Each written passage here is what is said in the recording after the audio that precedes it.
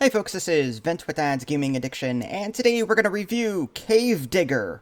It's important to stress that what you're looking at here is the non-VR version of the game. There is a VR version should you want to mess around with that, but there is a 2D Cave Digger version, as it's called, on Steam for 15 bucks should you wish to pick it up for yourself. So what is Cave Digger?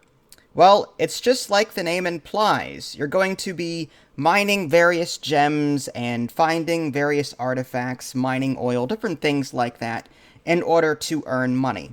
You can use this money to buy yourself new tools. You can upgrade said tools. You'll be able to upgrade structures in town and unlock structures in town even to get various benefits. For example, if you were to unlock the bank building, you'll be earning a passive income after every mineshaft run, which is kind of nice. So, unfortunately, the game doesn't really handhold you in the sense that, okay, I've unlocked this building, now what does it do, or how best do I do it? Or, I'm looking at the board outside in town. If I buy this building, what do I get for upgrading it or for buying it? It doesn't tell you.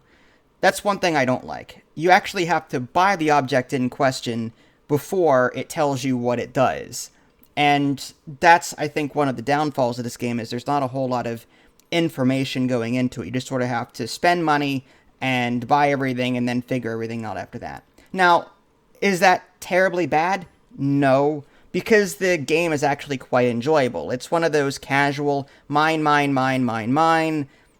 earn money, buy more things, get further into the game. There are supposedly 9 endings that you can find and experience. I have not found any of them yet. I've only played for about an hour or two.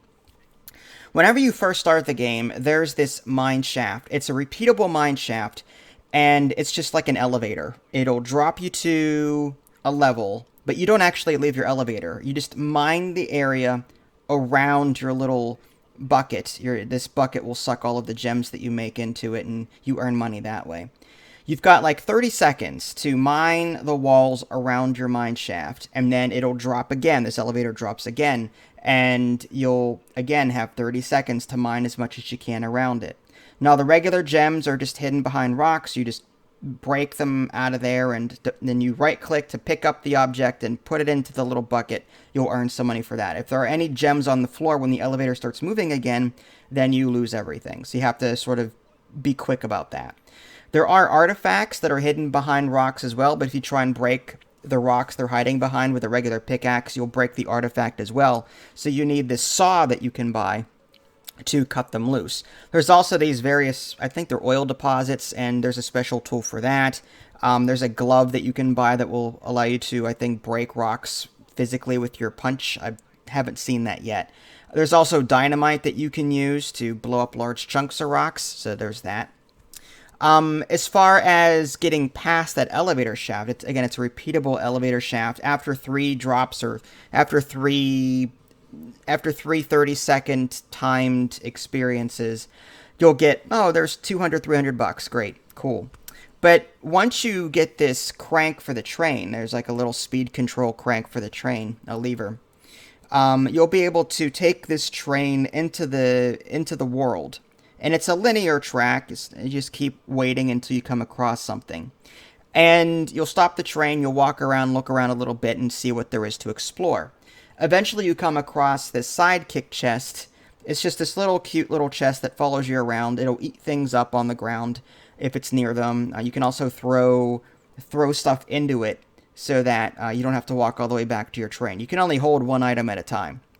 So, like, there's no backpack that I've seen so far that lets you, like, pick up, move, pick up. No, you got to pick it up, put that thing somewhere. Well, that's what your sidekick can do. You can deposit things into it, and you'll earn the money that way. So, in this train, you'll ride it. You'll stop. You do have this, it's like a little scanner. It's an X-ray scanner. It can see through rock. It also has a treasure detector on it. So the closer that you are to a treasure, it'll start beeping, and the beeping will be more readily faster. So these treasure chests that you'll find in the environment will contain items that are worth thousands of dollars sometimes. So it's a good idea to try and seek them out, to save you some from having to go run after run after run in that aforementioned elevator shaft. But anyway, so that's what you're going to be doing. You're going to be taking this train out, exploring, earning money, and then coming back and then unlocking various buildings in town that will do various things. Again, I've only played for about an hour or two, so I've not explored everything. But from my understanding, there are, again, 9 endings that you can experience. There are 4 distinct underground levels that you'll be able to explore with this train. I think there's also a fast travel system, but I have not unlocked the first town to be able to do that. So it looks like there's a lot here. It looks like it's a very unrealized gem. It was released on August 14th, 2020, at least the Cave Digger 2D non-VR version was. And there's like 2 or 3 forum posts. So it's like either this game isn't very popular because, you know, no one knows about it, or what. The VR version was released back in 2018 from the looks of it. So I think it's just a matter of either no one knows about the 2D version port, or, you know, just wasn't a popular game. But I don't know, I'm kind of liking it. This is a game that I imagine I would be able to stream and have another game, like another stream, interact with the community thing going on along with it. So that would be kind of cool. I think I would enjoy playing this over the long haul, assuming that there's other things that I could do along with it. Now, one thing I don't like is that whenever you click off of the window, the game pauses. There's no way in the options menu to turn that off. So if I want to, you know, while the train is moving, and if I want to browse the internet while I'm waiting for my train to go back to town or to go to the next location, if I click off of the game to browse the internet, the game will pause.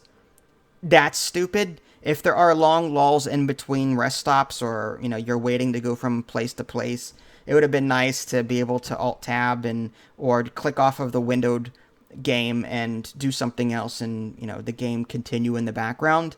That's one thing I would like to see changed. Whether or not it actually gets fulfilled is a different story. But yeah, it's not a bad game for what it is. It's, again, $15, the 2D version.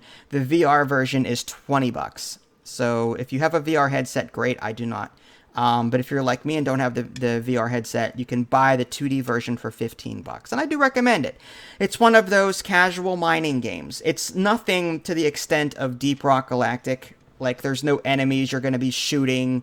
And there's no, like, base. That's like a permanent upgrade system. Like in Deep Rock Galactic, and skill trees and different classes. You know, Deep Rock Galactic is more Left 4 Dead and mining all in one. This game is just more about the mining and unlocking new tools and new buildings in town, and then finding these different endings that I was talking about. At least that's been my experience so far. But that being said, $15 isn't bad for this. Again, the only other complaint I have that I forgot to mention is the hitboxes are a little off. So if I'm trying to mine a piece of rock, my pickaxe will whiff, and I'm like, well, I'm aiming right at it. Or if there's a box that I can strike in the mine shaft somewhere, sometimes I'll be looking right at it and clicking to mine it, but the pickaxe just doesn't hit it.